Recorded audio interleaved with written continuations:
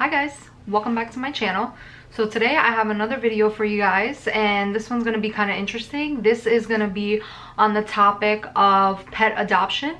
So to give you guys a little bit of a backstory, I've always had cats while growing up. So ever since, I was brought home from the hospital, I've always had cats. Cats are a big thing in my family. My parents have always had cats. Their parents have always had cats. We're a big, huge cat family. Not that we have anything against dogs or anything, but a lot of the places that we've lived in, we're not allowed to have dogs, so our only other options were cats. So to give you guys a bit of history, so when I was young, I remember the two cats that I had growing up. So one I got when I was young. I think we got him when I was 10 or 11 years old, and then the other cat that we got, because we had two cats at some point, that we got him, I want to say 2 or 3 years later. So let me get a little bit into that. So the first cat we got was just because I really wanted a cat. I had grown up, when you're young, you ask your parents like, hey, can I get an animal? Can I get a pet? And I knew that we could not have dogs where I lived. So, I was fine with the cat. And there was actually, my grandmother had a friend that she knew in her building whose cat had just had kittens. So she was asking around and wondering if anyone wanted one, if anyone needed one. So we went for it and we got a cat, and his name was Murzik. It's a Russian name. I can't really pronounce it in English. Don't ask me to, because I don't even know where to start. But yeah, we got him as a little baby. He was so tiny. I will insert a picture up here somewhere to show you guys. So we got him, and he was the first little kitten that I got. And then 2-3 years later, my mom actually, while I was out at parent teacher, like helping, she had already gone to the conference, had the meeting with my teachers, while I was out helping, like, to break things down and everything, because my middle school was right by where I lived. She had come home and she had heard meowing in the staircase. We live in an apartment building, and we have the staircase kind of right by our door. So she had heard meowing in the staircase and was like, where is this coming from? Like, at first she thought it was our cat, but then she opened the door and our cat was in the room, not meowing, not nothing, and she was still hearing the meow. So she went into the staircase, and this little cat comes out, and he comes out, she brings him in, gives him some food, and then I come home, and I always had one cat, and hello, here we are, here's another cat. And we ended up naming him Tiger, which again, I'll insert a picture somewhere up here so you can see him as well. So a week went by. Well, during that week that went by, we had put up flyers letting people know that we found a cat in the staircase. If this is your cat, call us, like, we have them, like, the cat's okay. So what actually had happened is, after a few days had passed, I think it was about a week, a neighbor had come knocking on our door. Not one of our neighbors, but someone in the building had come knocking on the door, and they were like, oh, you guys have this cat? And we were like, yeah, is this your cat? And she was like, no, this was my neighbor's cat. And I was like, oh, okay, well, we have him. Like, whenever they have a chance, they could come down and come get their cat. And she was like, oh, well, no, they actually moved. And I was like, what? These people moved and left their cat in a staircase? And believe it or not, that's quite frequent in a lot of urban areas and a lot of apartment buildings. If people get either sick of their animals or moving, can't help them anymore, can't house them, they just leave them lying around in the apartments. And it's like, thank God we were there and found them. I mean, I'm sure if somebody else had found them, they would have either taken them to the shelter or, again, taken the cat in. I'm not sure. But, I can't believe that people would just leave an animal like that, because my thing is, what if people do find them and don't want them, and then don't take the cat? What is the cat supposed to do? The cat's gonna die eventually without water, without food.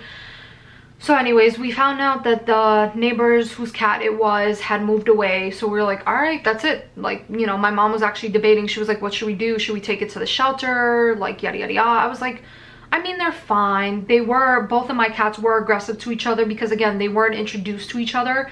This wasn't like we were planning on a second cat and we brought the cat in and kind of, slowly introduced them to each other. It was kind of like, this cat was left and we felt bad for it, so we took it in. So we didn't really, give them time to adjust to each other or anything. So they were kind of aggressive with each other, but not ridiculously. And I was like, why not just have two cats? Like, I mean, they're not the best of friends, but, they deal with each other. If one's in one space, the other one's in another space, they don't bother each other, and they go their separate ways.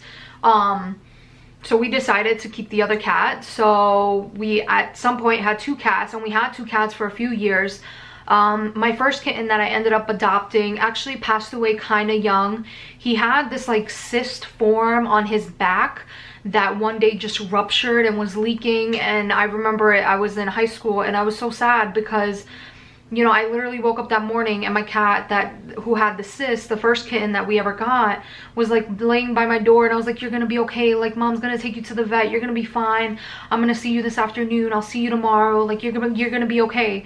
And then in the middle of like my lunch period, I went to the office and called home, and my mom's like, we have to put him down. And I'm like, what? Like I was so devastated and heartbroken because I didn't even have really like a chance to say goodbye. Like, yeah, I kind of said my goodbye, but it was also kind of like, I'll see you soon, like I'll see you later, like I'll see you tomorrow, you know. It wasn't like I love you and goodbye. It was just like, I'll see you soon. And unfortunately that didn't end up happening. We had to put him down.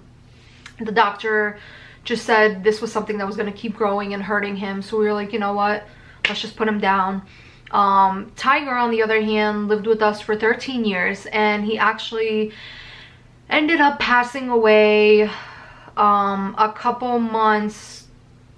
When was it? I think it was October of last year. Yep, because November of this year is when we made a year with our guys. So October of last year is when he passed away. He had this cyst, again with these cysts, I don't even know why, but he had this like cyst or something on his neck that you know, we took him to the vet, they checked it, they drained it the first time around and it went away, but then it came back again in a couple months. We drained it again, came back again. You know, we ran all these expensive tests and everything came back negative, or kind of, you know, they couldn't determine what it was. So we were just kind of like, why are we gonna keep doing this to him? So finally, like for the 3rd time, I mean, that was it. He couldn't keep doing it and I couldn't keep doing it to him.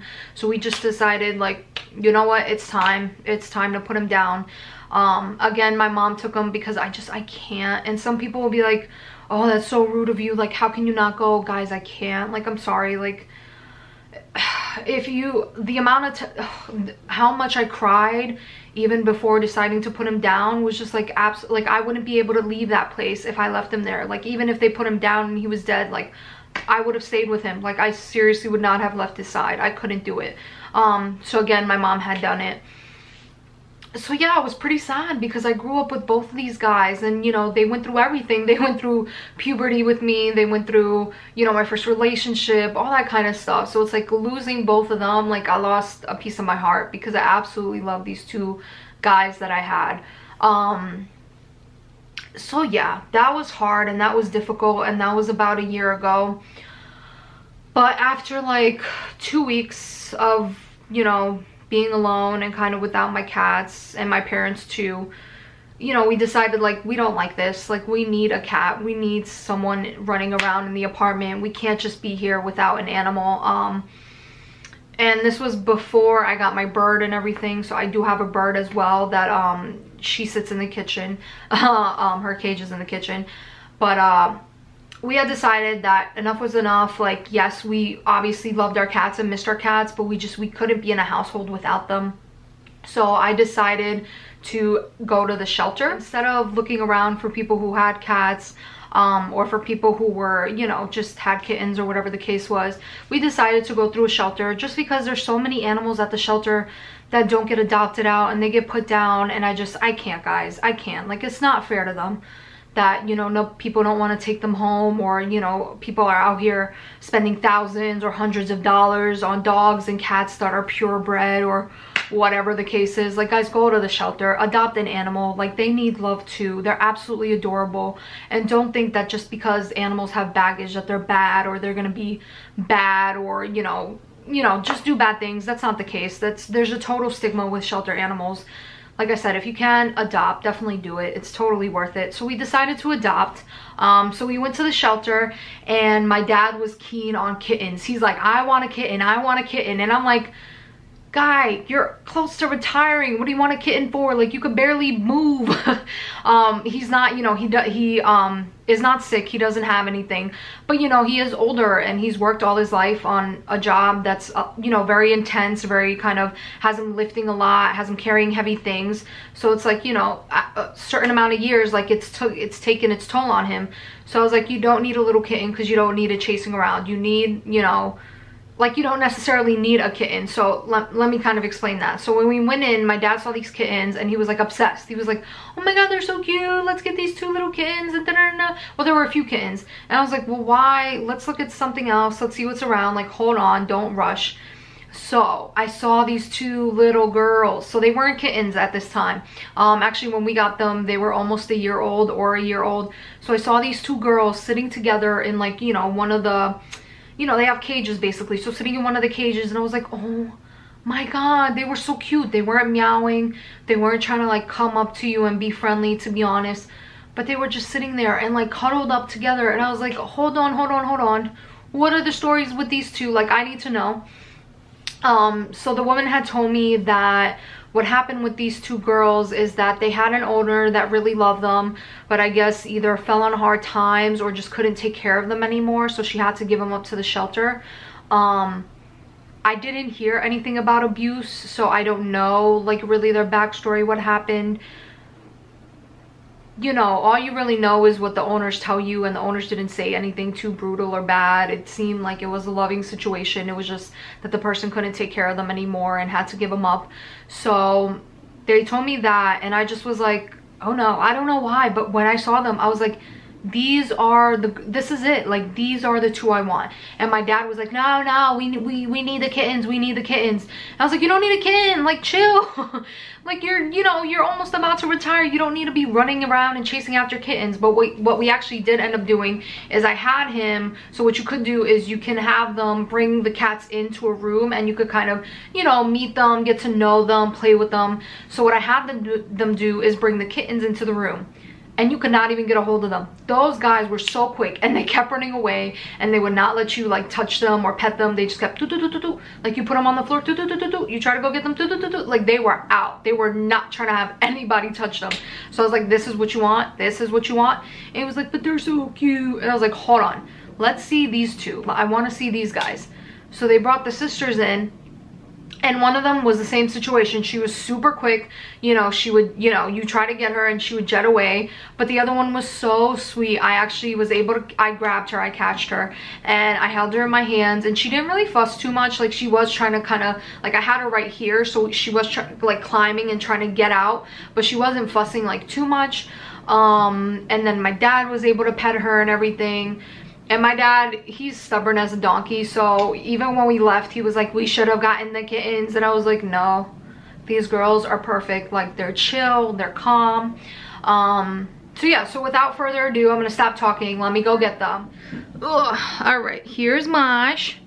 And if Sash would look this way, maybe. There we go. Hi, guys. Say hi, guys. Oh, let me try to get them to face you. Here we go. All right, so this one right here on the left, which is probably your right, this is Sasha, and this is Masha. So Masha just woke up, so she's kind of grumpy. She does not like me. But here they are. Here are my 2 little girls. Let me try to, all right, so these 2, try to hold them up as oh, they don't like this. Okay, so these are my 2 girls. They hate me right now. But these are my 2 girls. So this is Sasha. She's very like jumpy, wants to get out of your arms, don't touch me. This is Masha. Masha's a little sweetheart. Oh, she's also still tired. She is like falling asleep. All right, so I'm gonna let Sasha go because I know she's gonna jet because she hates this, but Masha I'll keep in my arms. All right, so Sasha can go. All right, you'll see her leaving because she hates me.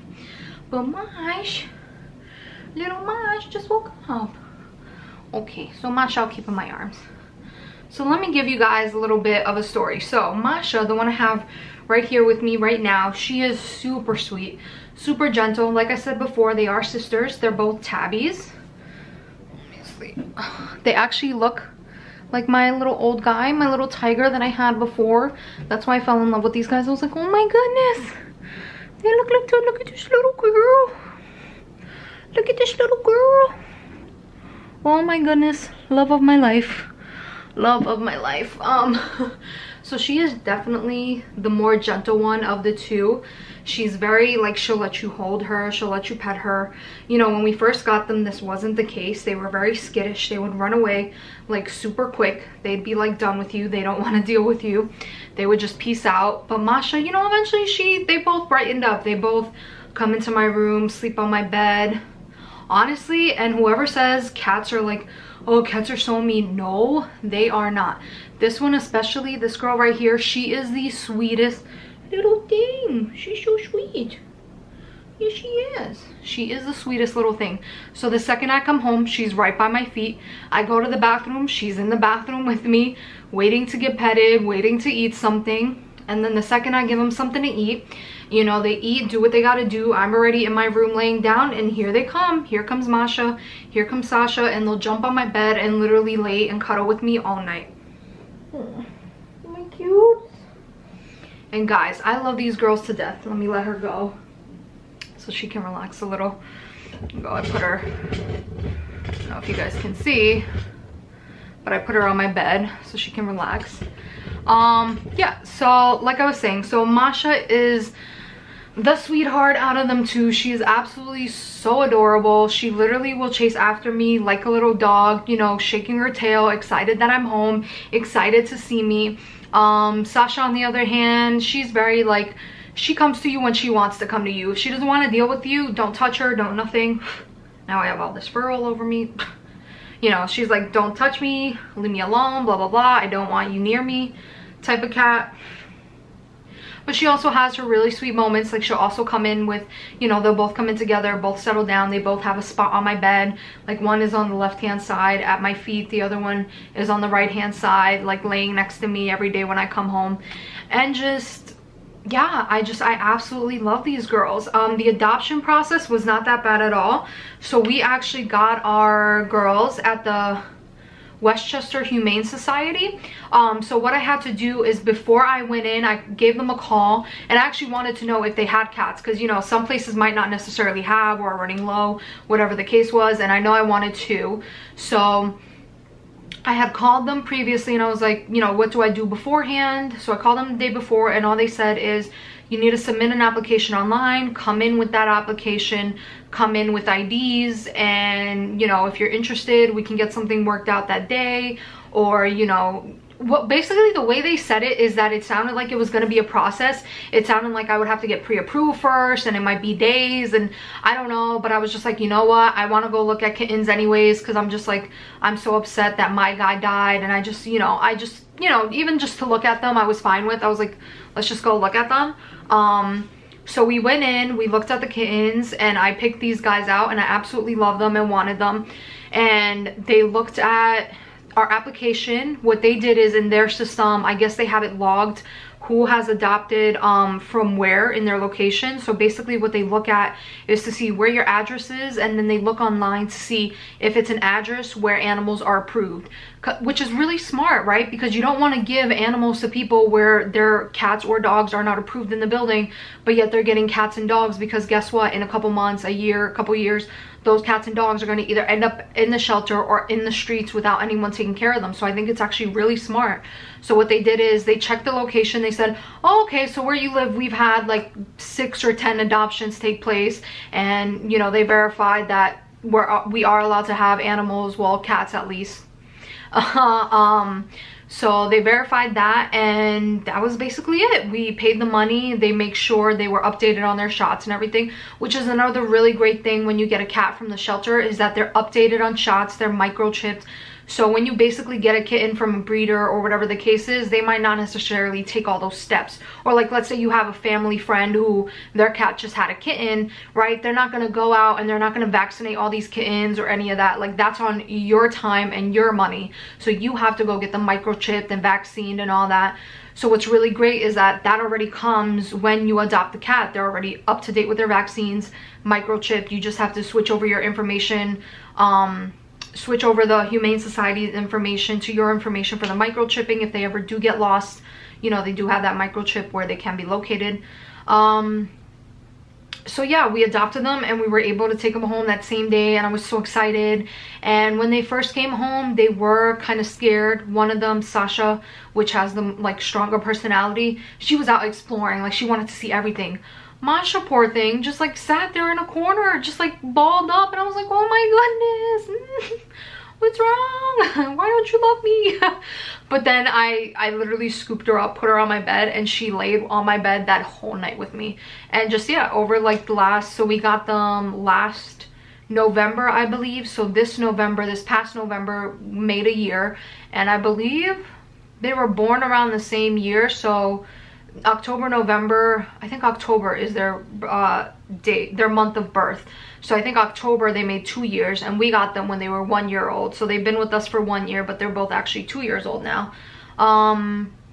So yeah, so I absolutely love them. I don't regret it. I would do it again 10 times over. Guys, there's huge stigmas with shelters. Don't listen to them. Go out there. A lot of people, they just fall in love with an animal and then that's their animal. So yeah, if you guys want to know more information, like, you know, what they eat, their play toys, whatever the case is, I'll definitely let you guys know if you're interested to know more about them and what they do around here, what they like to play with, the food they eat, you know, how I keep up with them. I do clip their nails. I do also wash them in the bathtub. So, you know, I keep up with their maintenance. So if you guys are interested in more of a detailed video of that, please let me know. And also you will see them in my videos because I'll be keeping my doors open sometimes. So you'll see them stumbling in, or you'll see them laying on the bed. So you'll see them from time to time. You've already seen them in a few of my videos. So I just figured I'd introduce you to them. And yeah, I hope you guys enjoyed this video. If you guys have any questions about them, how I take care of them, how the adoption process went, please let me know. I'd be more than happy to answer those questions. So yeah, just let me know if you'd like to see more videos with the cats, and I'll definitely do more videos with them. Thank you guys for watching.